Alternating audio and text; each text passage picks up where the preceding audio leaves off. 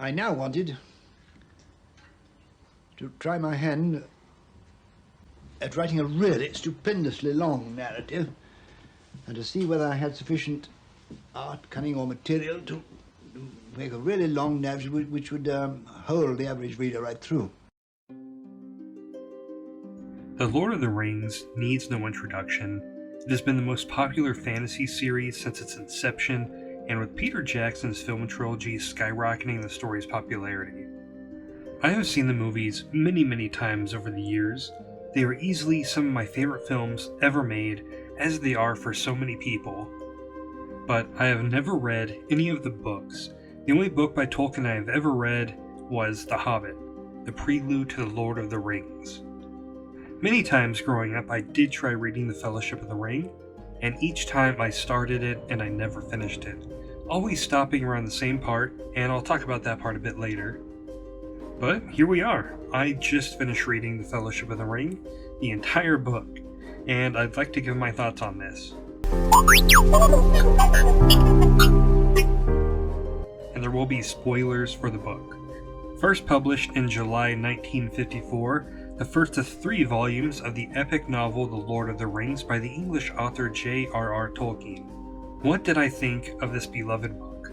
Well, this was still an absolutely great book. I was shocked by how much I was enjoying it. Even if you are like me and have seen the movies many times, there's so much in this book, so much that if you've only seen the movie, you've missed out on. We get a lot more time with Bilbo. As someone that loves The Hobbit and Bilbo as a character, it was so great to see him, and we also meet the dreaded Saxville Bagginses, who seem like the worst sort of relatives. I enjoyed how much respect this story had for Bilbo, like at the Council of Elrond.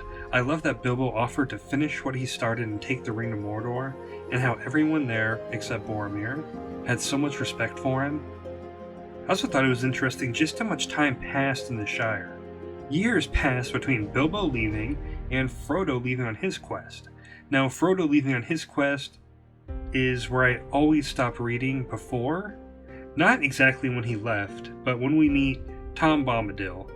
I don't want to be negative, and I know he's a beloved character, but I found the entire section just hard to read. I felt like the momentum of the story just stopped dead, and it didn't pick up again until we were at Bree and the Prancing Pony. And I enjoyed when the hobbits were leaving the Shire and they came across the elves on the road. I love that entire part. So much of this book is just so freaking good. And there's all these extra... Well, it's not really extra, but to me it is sort of is because I've only ever seen the movies. And I just love how much more this world is just sort of fleshed out in this novel. Alright, I'm jumping around a lot and I apologize, but at the beginning of the book, I really liked how the first chapter was essentially just sort of a history of the Shire. I thought for sure I would end up skipping that part, but I actually found it extremely interesting. I was worried that Tolkien's writing style wouldn't agree with me, but thankfully I was wrong. And all the characters here are so well realized, and this world feels so fleshed out. It feels like an actual place with a deep lore and history. And as they are on their journey, I love them telling stories of the old days of Middle-earth and all the legends. It was so good. And there's a lot of characters in this book that never appeared in the films, or if they did, they didn't speak. Like, the conversation between Frodo and Gloin, hearing about what happened at Lake Town and the Lonely Mountain, was so wonderful to hear. And then, jumping ahead to the end of the book, I was surprised at the end when Boromir was still alive. I was expecting a battle like in the movie, and I was pleasantly surprised. I really enjoyed the conversation that the Fellowship was having on the beach when they were waiting for Frodo to come back, which he obviously never did, but it's so good. I know this is sort of obvious, but I've read a good number of fantasy books the last few years, and most of them don't quite capture the sense of adventure and that they are truly embarking on a journey.